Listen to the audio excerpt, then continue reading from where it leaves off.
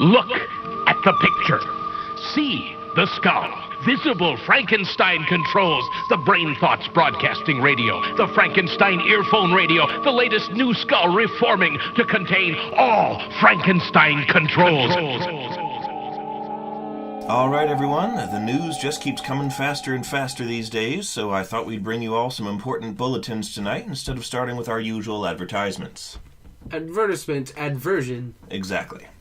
To start us off, Aziz Ansari's career was found dead last week after taking its own life at the tender age of 10. First responders at the tragic scene had to chase away Logan Paul, who had been poking at it with a stick. He's just got to try and stay relevant. He really has. Relevant, yes. You know that word. Yes, I remember. Leonardo DiCaprio started it, the relevant. It was about a bear mauling someone to death, and then as the guy, Hugh Glass, is laying there all mauled with his broken musket, Logan Paul comes over and takes a selfie. Yeah. And dabs a bunch. Wearing that stupid shitty hat. He's like, buy the merch. I think that's what he says. Yeah, that sounds like it. This past weekend's government shutdown has ended after the president signed yet another stalling spending bill. For those unbelievably lucky enough to have missed all the coverage, funding ran out for the federal government and our legislators needed to agree on a new budget. This was a problem because President Trump demanded concessions from Democratic holdouts that the bill include measures to increase border security. He argued that if they wouldn't fund his promised wall, then they should at least allow him to seed the border territory with poison chalupas and what the president referred to multiple times as mean cats. The illustrations provided on wide rule notebook paper by presidential aide Stephen Miller appeared to be of an unknown and possibly imaginary animal. No further explanation was given. Oh, God.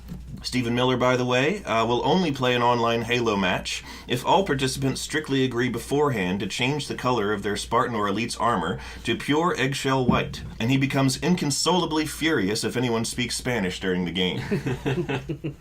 For anyone looking to distract themselves from all of the aforementioned issues, they might enjoy a new series on Disney Junior called Vampirina.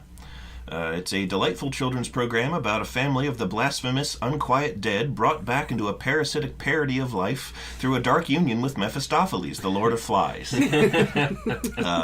Mephistopheles is voiced by Joe Keery from Stranger Things, too. Oh. The show also features a cute theme song. Oh.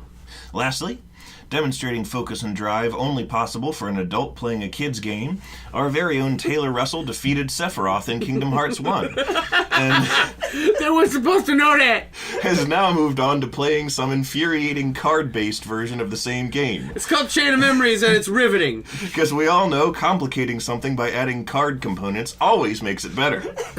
You don't know about the fart of the cards. So, congratulations to Taylor on beating a game the age of which is now how old many of us were when we first played it. Oh, no. Let's start the show. Oh, you can knock it all you want, but I know about the true heart. I know that Kingdom Hearts is light, and I know that Frankenstein Control is shite. Welcome to it. You were summoning a mean cat of your own. You were summoning that Simba card a hell of a lot. You bet I was. Simba card, #1 card all the time. 100%. Hey, everybody, welcome. Welcome to the show. I'm your spiky-haired protagonist wielding a giant key to the ladies' room. Please, God, edit that out. Just came out. You were the one the Republicans were mistakenly blaming the poor trans about this whole time. Oh, no! It's not your fault, and I get the rap. They found me! Now all the Republicans, they can't be mean to all the Vietnamese people, all those trans. They're safe now because of me and my expose. Starring Aziz Ansari, Logan Paul, Louis C.K., Al Frankenstein Control. Speaking of Al Franken, very own Al Franken right here. What? I don't know. Edit that out. Don't edit that out. Keep it in because it's insane. I hate you people. Who's next to me? It's Ada. Help! It's me, Ada. I have a magic wand and a duck bill, and nobody can understand me. And I get really angry all the time. That was me. That was the noise I made. Ada, that was me. I'm B-Rai, the optional party member you get to choose when you land on our world. I just stab people. Yeah, nothing special about you. Like, I wear my normal whimsical clothes. Yeah, I'm not whimsical. I wear my normal clothes. I act like, very disinterested and frustrated to have to be there because I'm worried about the fact that I'm missing work. And I just stab people. And your run cycle is like the Pirates of the Caribbean guys in Kingdom Hearts 2. Yeah. You look way too realistic for this cartoon again. Yeah, it just does not fit. Oh, yeah, that's right. You remember that. Yeah. In Kingdom Hearts 2, they have the Pirates of the Caribbean world, and, like, the graphics, at least for the time, were quite realistically depicted as compared to the rest of the game. There's a difference between, like, the obviously stylized Sora and a human that looks like a human, namely Johnny Depp. Yeah, exactly. And the enemies in that particular world, when you visit it, are a mixture of pirate-themed Heartless and actual fucking pirates. Like human man pirates. Actual humans that you kill with the Keyblade. And somehow it works on them, even though it looks really ineffective as a weapon. And when they, like, trounce about the battlefield, they have, like, this really exaggerated, hilarious, like, yar kind of pirate walk that they do. And I'll leave it to you to think of how goofy that is. Pro tip, you won't be able to match it in your mind. It's just too goofy. And, Goyle! One of the realistic pirates sees Donald and Goofy and says, "Hey, that Chinese opium's really kicking in." I don't want to delve into another Kingdom Hearts themed episode, so I will just leave the theme with this little number, which is, B-Rai, you were telling me about the escapades of a certain friend of yours and his Kingdom Hearts themed shenaniganery. Ah, yes, that would once again be longtime listener and compatriot Steven, who back in the day we were playing a Halo group match. I think it was probably Slayer, of the sort where it's sort of a free-for-all and everyone looks different. Mm-hmm. The kind that Stephen Miller wants you to change your armor color to white. Anyhow, this was around the time that Kingdom Hearts had come out, and Penny Arcade had made a comic about the fact that in gaming journalism at the time, it was kind of a big story, just for a little bit, that a kid or a guy, I'm actually not sure how old he was, but some dude was playing Kingdom Hearts, the first Kingdom Hearts when it came out, and he was so addicted and into it that he didn't go to the bathroom, and his bladder burst. No, wait. Revisionist history. No. That was the Hold Your Wii to Win a Wii competition. Well, no, there was a Hold Your Wii to Win a Wii competition, but there was. This is a separate thing. Oh. Happened years before. This is long before the Wii ever came out. Yeah, the Wii never came out. Yeah, at all all. those people's bladders burst. But at the time, the guy that story happened to tried to sue Disney and Squeenix. Oh my god. And for making a product that he became so addicted to, he neglected his personal health and hygiene. And the Penny Arcade guys did a comic where they said something along the lines of, well, gee, like, what the hell are they supposed to do? Just have Goofy pop up periodically in the game and say, "Gorsh, pal, might be time to hit the head. Your bladder's going to burst if you don't." And that was hysterical to us, so we quoted that so much that it became its own thing in our personal lexicon, and we worked it into every conceivable thing. And Steven has always been infuriatingly good at Halo matches, to the point where he's, if like Steven doesn't win the match or isn't like very obviously in the lead, like his arm has been severed in a tractor accident or something. So with that, he often will just sort of be kind of a shitlord about it and just do things that he knows will make you even angrier the whole time. And in one, he'd be like, he started doing the Gorsh pile thing with every kill. He'd be like, "Gorsh, pal, you might want to watch out for my shotgun," after he shoots you. And, like, comes up behind you, hits you in the back of the head, gets an insta kill. "Gorsh, pal, you might want to look behind you." Then at one point I'd had enough of it, and he started to say another one, and then looked at my screen where he saw that I was pointing a rocket launcher at his character, and presumably to his own character, broke off mid-sentence what he had been trying to say and said, "Of course, pal, you better jump!"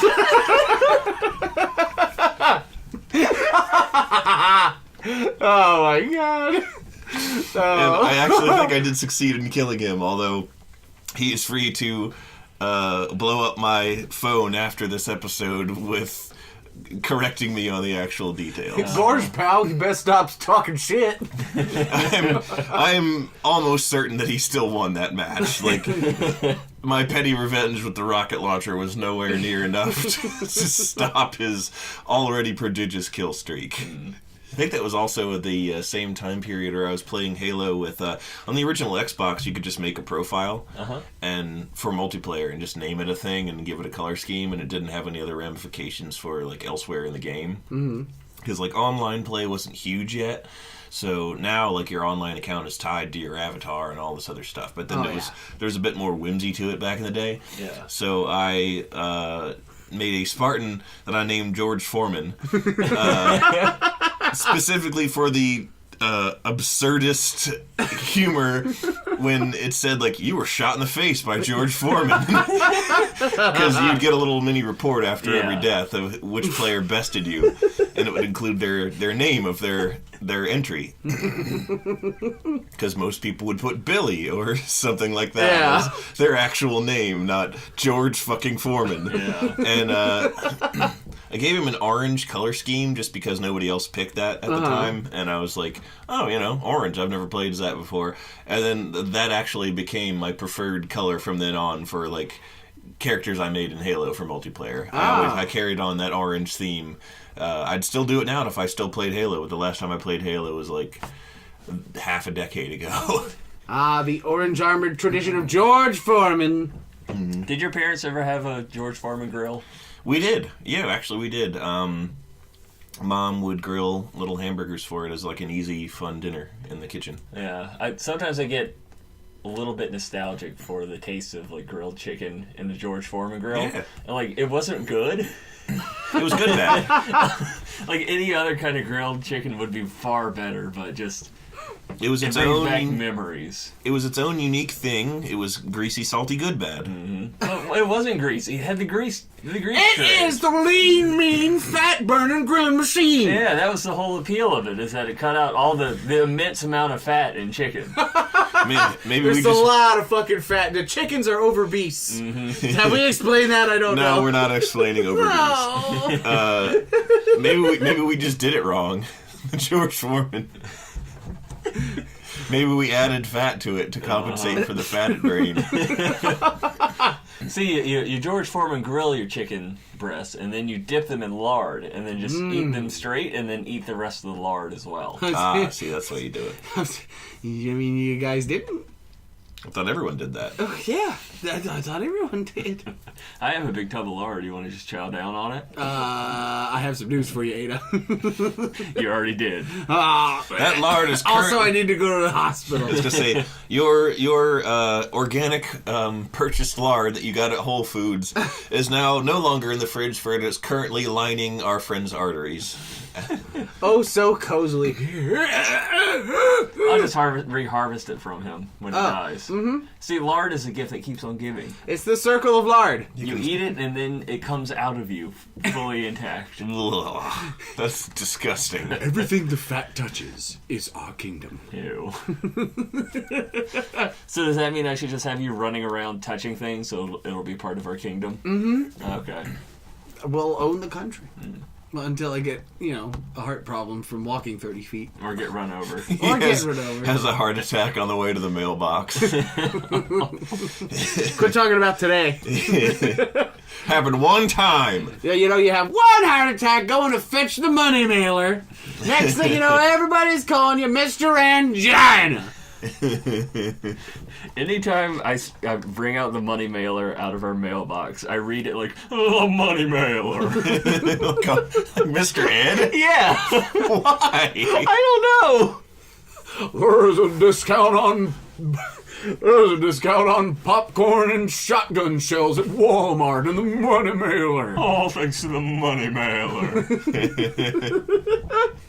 Mr. Ed orders a mail order bride this week on TMZ. They have, I remember there was a weird looking dude as a cartoon on the Money Mailer that we got when I was a kid, and he vaguely reminded me of the just hideous and physically repulsive mascot for Ollie's outlet stores. Oh, yeah. What? Is that a thing you guys have here? Are you familiar with that? Yeah, they have them in Chesterfield. Because I'm from Maryland, and I'm looking this up now. Ollie's outlet. It's like a low-class outlet store with this giant-faced hillbilly as their mascot. I think he's the owner and proprietor or founder of the company, and it's just a caricature of him. Yeah. And a bad one at Well, I that. mean, he's the owner and the mascot. Yeah. Oh God, he looks like Samuel Clements on a bender. Oh! I've never seen the foam suits before. That's horrifying. Oh my God! You gotta put this in the thumbnail, please. Let me see. Please put this in the thumbnail. Oh, Jesus H. Christ. Oh, if you Google it now, you'll know what we're talking about, folks. That is actually not as bad as, I remember these really shaded, detailed-filled, disgusting drawings. Like a Ren and Stimpy portrait. And... just accompanied with the gross-ups. The gross-ups. That's a good word for it. Yeah, let me see what I got here. And Mom would always be like, bargains won't solve all your problems, but neither will milk. Wisdom from Ollie's, everyone. Thank you. And when I was a kid, in my area at least, this might be just endemic to Severna Park, where I'm from. But I remember with almost the same frequency, you would see kids at school and their dads later, if there's ever a school function, wearing Ollie's Outlet t-shirts with different variations of the hideous mascot and different apparel, with fishing gear, with hunting gear, with any kind of weird shit like that. Mm-hmm. He looks like Albert Einstein in the Witness Protection Program. He sort of does, if he also took some meth and smoked some crank, but I smoking the crankins. That's how I came up with the theory of relativity. Fritz Haber taught me how to cook top-grade crank.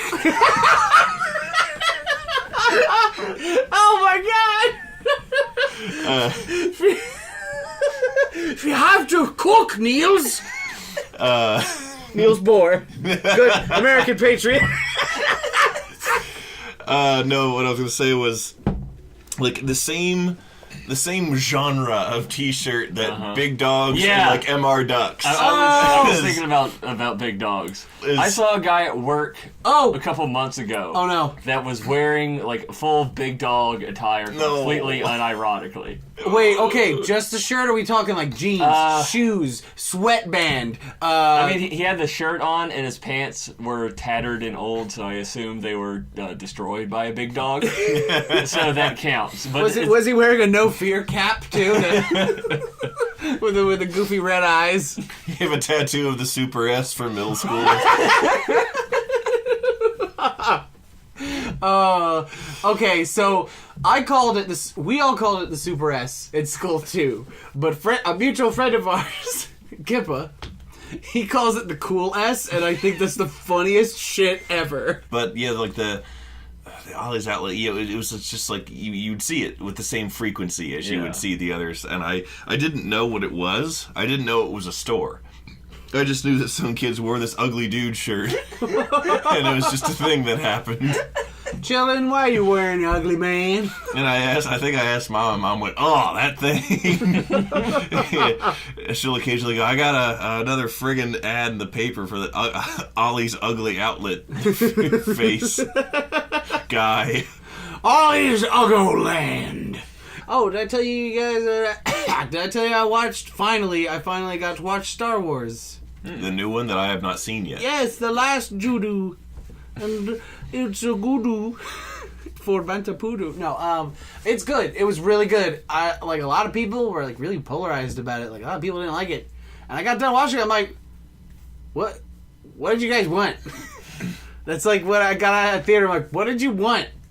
Because it's puzzling me. Why? What did you want out of this? Because it was a great film. It was really just an adventure.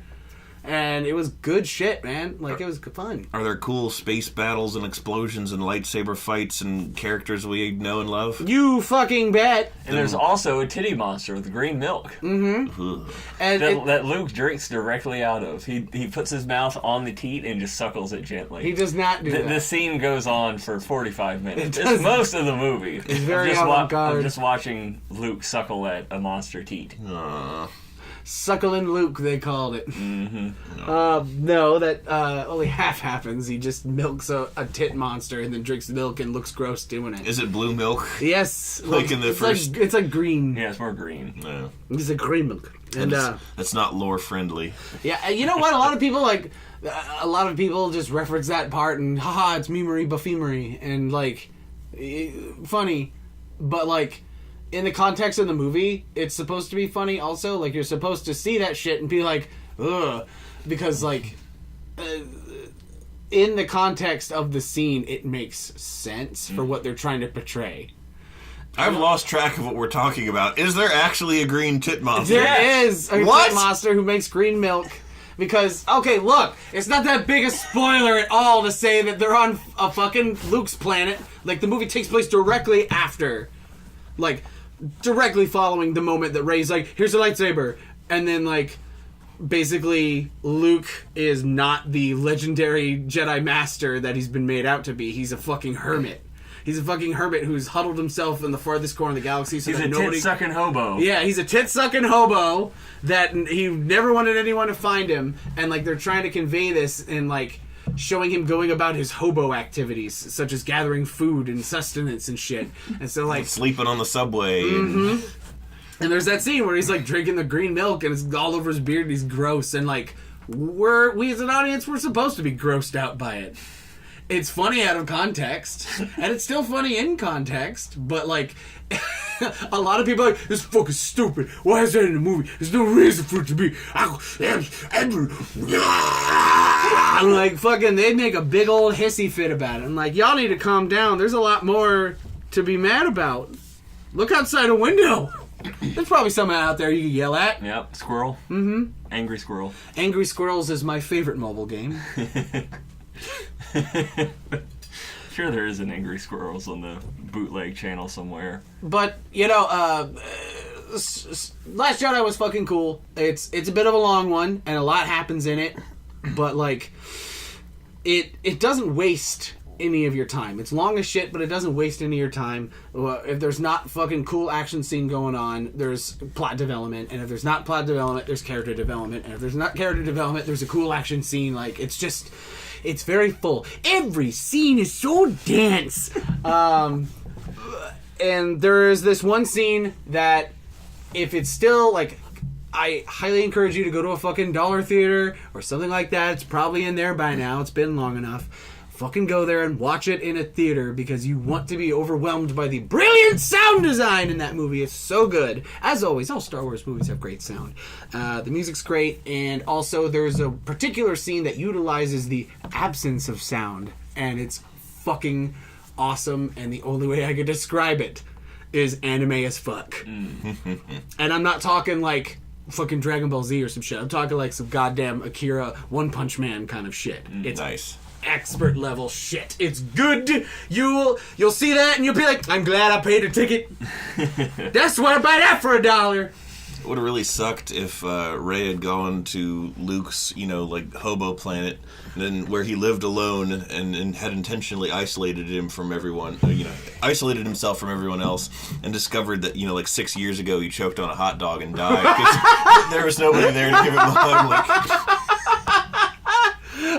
I was kind of following your line of thinking. I thought you were going to say, like, he was, like, she finds his skeleton with a smashed-in skull by the toilet. Oh, no. With a towel wrapped around its waist. He slipped in the shower.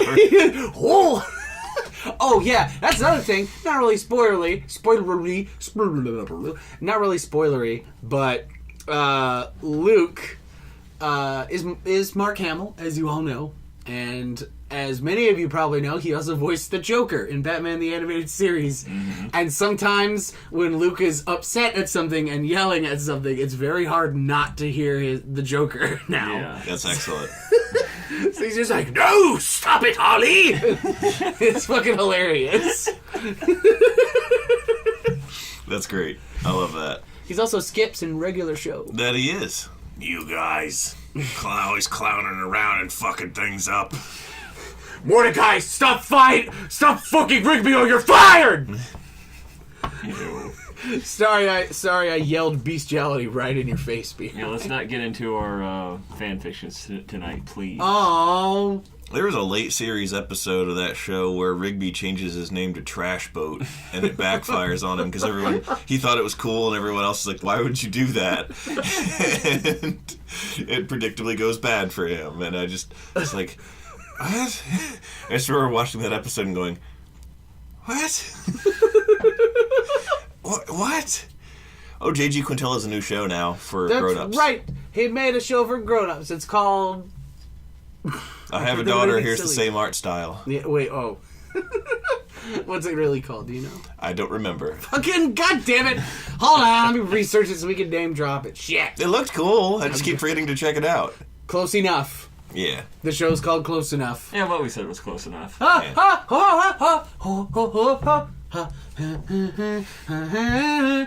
Don't patronize me.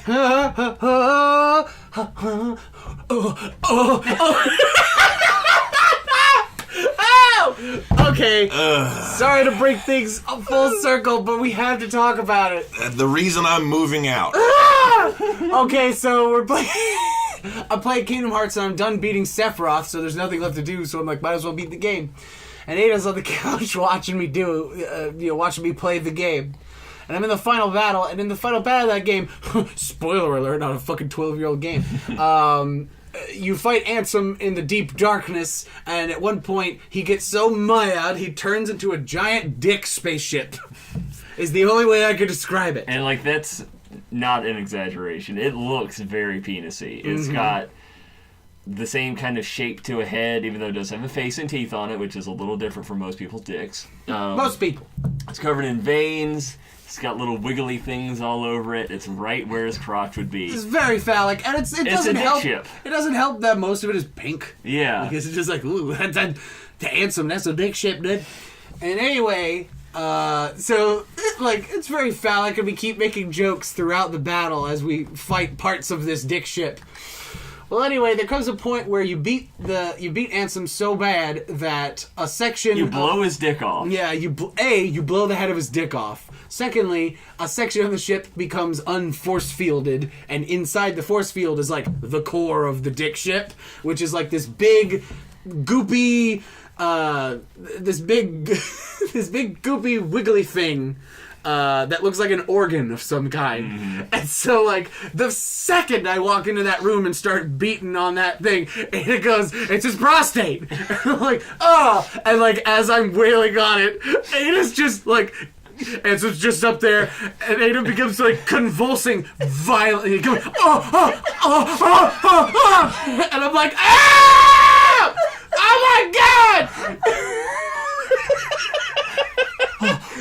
Thank you, sorry. That was the best orgasm I've so ever had. Fucking disgusting. I couldn't believe that this was happening to me. I hate you now because of that. It was so fucking funny, though. I was in the shower at the time, and through the wall heard nothing but the raucous... Yeah, you're in the shower.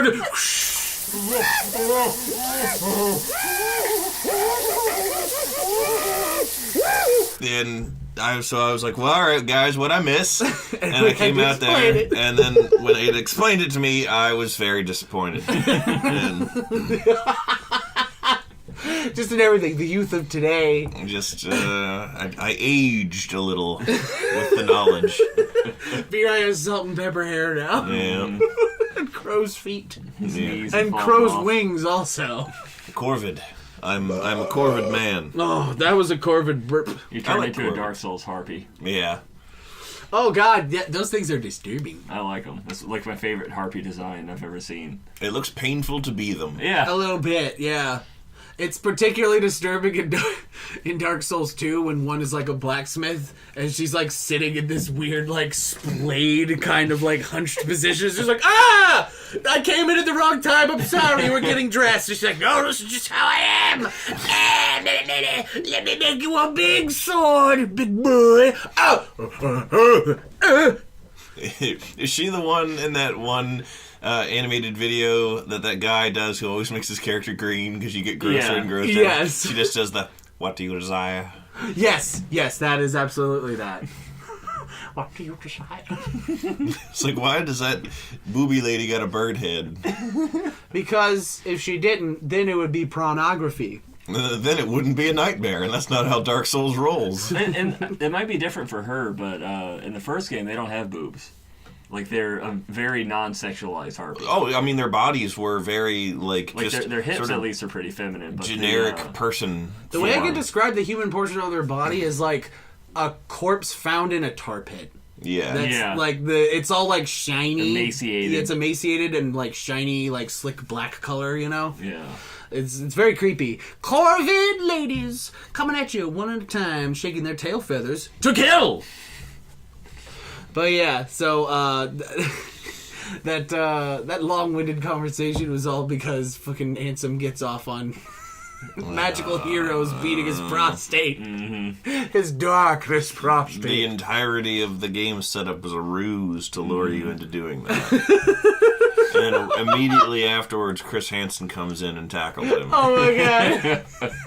Chris Hansen with like a single like black angel wing and a bunch of belts and zippers. His normal suit. It's his normal suit, but there's a bunch of belts on there and he has one wing. Oh god. Instead of a keyblade, he's wielding a stool so they can take a seat. Oh shit! Yeah, he throws it at you and it's a bind attack. You can't move or use abilities. Do you mind taking a seat? I'm gonna read these emails to you, Ansem. Did you send this to Sora? I want you to feel the darkness inside me. Now, what are you saying with this one?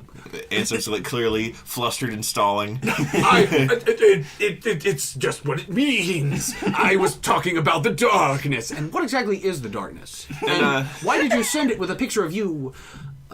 You said this with a picture of, well, what do you think this picture is? It's my ship. I turn into a ship when I harness the power of darkness. Ansem, why did you come here with a 6-pack of Red's Apple Ale? It is my favorite beverage when I turn the world to darkness. And then like Sora walks out of the back room with like a bottle in hand. Be like, Ansem, what are you? Oh shit. Yeah, Sora was the police informant. So okay, so like Riku, I guess. Well, he looks like he's 12, but he's actually 33. Yeah, that makes sense. He's like Andy Milonakis. Mm-hmm. Those were words. He's the Andy Milonakis of the Squaresoft universe. Yep. Oh god. An unaging imp creature. So he was old kid. He is. How's it going? He's more like young man, but in like a very literal sense. And yeah, but you know what? Does he have a portrait that ages for him? No, he just his face doesn't age, but like everything inside his body does. Oh god. So he has like a 90-year-old like I was about to say cervix. Everyone, thank you so much for joining us. That's right, I'm springing this shit on you right now. Boom! It's the end of the episode. You know why? Because we're switching formats. Instead of 2 episodes a month, where we lambast you with hilarity for an hour. No. Now we have 4 episodes every month. 30 minutes of laughing, haranguing, and mentioning Andy Milonakis. I would have laughed really hard if in your wild gesticulating you had flung your phone across the room and just broken it to bits. I wouldn't have. I'm poor. I can't afford a phone. Hey! Which is why it's funny. Thank you all for watching. Thank you all for listening to the podcast. As always, we are Frankenstein Control, and we're coming at you 4 times a month, baby! Woo! Oh! Stop him, please.